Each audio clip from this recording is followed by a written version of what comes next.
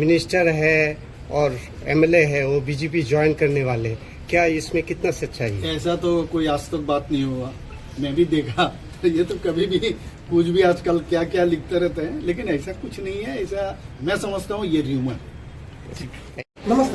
Core কমিটির বৈঠকে আলোচনা হয়েছে যে আসন্ন যে যদি বাই ইলেকশন ডিক্লেয়ার হয় তাহলে প্রবাবল কি ধরনের মানে ক্যান্ডিডেট কারা কারা হতে পারে, প্রবাবল একটা লিস্ট বানানোর জন্য বলা হয়েছে।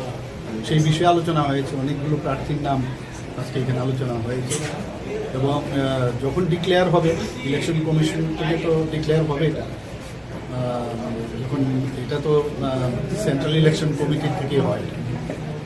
এটা গেল 1 নম্বর। আর 2 নম্বর হচ্ছে যে আমাদের এডিসি ইলেকশন নিয়ে আগামী দিন আমরা এডিসি ইলেকশনে কিভাবে আমরা চলবো, আমাদের রাজনৈতিকভাবে আমরা কিভাবে আমরা সামনের দিকে এগোবো, এই বিষয় নিয়ে আজকে আলোচনা হচ্ছে। দুটো বিষয়। বাই ইলেকশনে কতটা নাম রয়েছে না, এখন অব্দি তো অনেকগুলো নাম তো অনেকেই মানে এসছে, এগুলো আমাদের তো যা সিস্টেম আছে তো তার মধ্যে আমরা লিস্ট আমরা দিল্লিতে পাঠাবো, আমাদের পদ্ধতি আছে, সেই লিস্ট অনুসারে সেখান থেকে ডিসিশন হয়ে তখন ডিক্লেয়ার হয়। এডিসি থেকে বিজেপি একই লড়ছে না মথার সাথে কোনো দূর না, এডিসির মধ্যে তো আমরা তো এখনো মথা বা আইপিএফটি কিন্তু আমাদের অ্যালায়েন্স পার্টনার, যে এখানের মধ্যে বিভ্রান্তির কিছু বিষয়। এখন অ্যালায়েন্স পার্টনারের সাথে আমরা একসাথে আমরা ইলেকশন লড়বো কি লড়বো না সেটা তো পরের বিষয়, কিন্তু দে আর আওয়ার অ্যালায়েন্স পার্টনার।